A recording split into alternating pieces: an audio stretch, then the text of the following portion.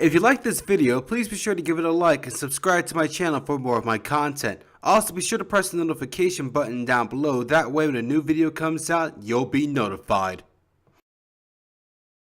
The vampire is a monster that has captured the imagination and fear of many. A blood-sucking monster that only comes out at night to feast on any poor soul that comes across them, or some sparkling pretty boy that stalks a bland girl and fights with a shirtless werewolf. But the most famous of all the vampires is Dracula. Ever since the release of Bram Stoker's Dracula in 1897, Dracula has become a part of pop culture and one that everyone thinks of when they think of vampires. Actors such as Bela Lugosi, Christopher Lee, and Gary Oldman have brought the character to life and has appeared in different genres such as action, comedy, and even blaxploitation. And it has even appeared in other mediums such as comics, video games, and cartoons. Either way, Dracula will be there to suck your blood. Oh, see, that's a myth. Dracula scrape with his fangs and lick up the blood. Like this. See? Scrape and lick. However, many don't notice, but Dracula was actually a real person. While not the traditional vampire, but as a brutal tyrant of his homeland. Here we talk about Vlad Dracula, or better known as Vlad the Impaler. But who was this man, and how did he change from one of history's most feared rulers to the vampiric monster that we know him for today? Let's start from the beginning. Vlad Dracula, or Vlad Tempest, or Vlad III, was born in the year 1428 or 1431, depending on your source, in Sighișoara, Transylvania, which is now part of modern-day Romania.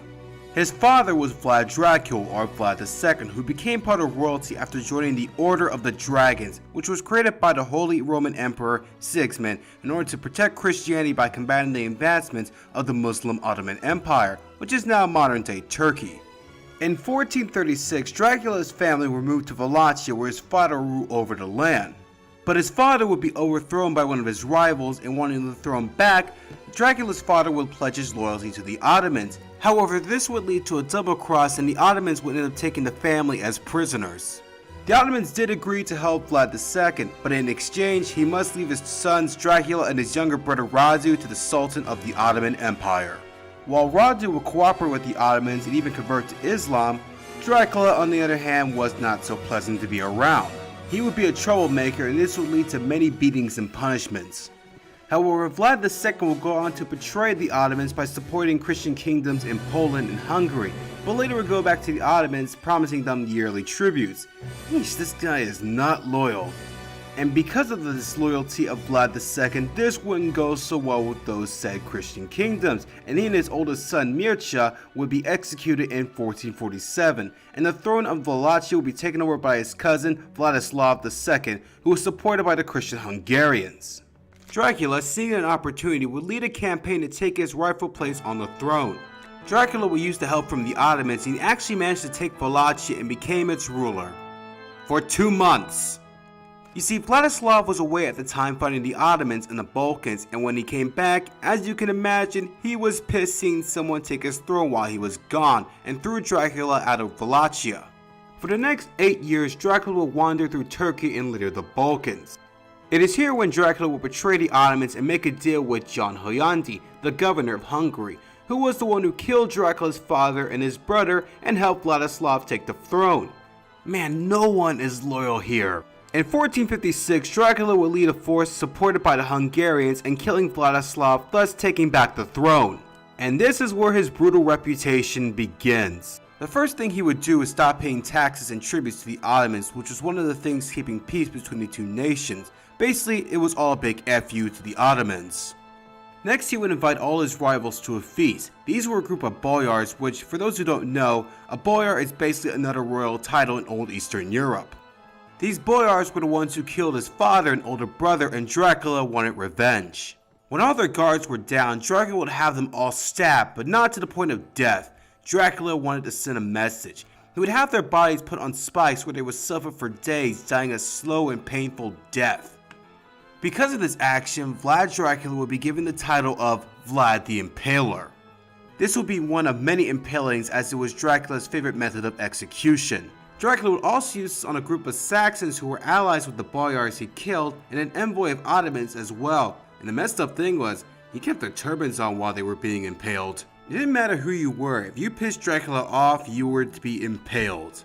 With the invention of the printing press, stories of Dracula's atrocities spread across Europe, though some argue that they have been greatly exaggerated.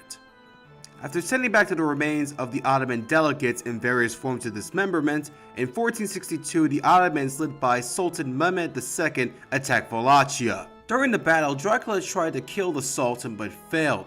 Mehmed was ready to attack until he made the horrid discovery of 20,000 Ottomans impaled. The Ottomans were horrified by these actions to the point that there was talk about retreating. While Dracula was planning his next move, he was imprisoned by the Hungarians who accused him of working with the Ottomans. Jeez, I know I keep saying no one is loyal, but seriously, no one here is loyal.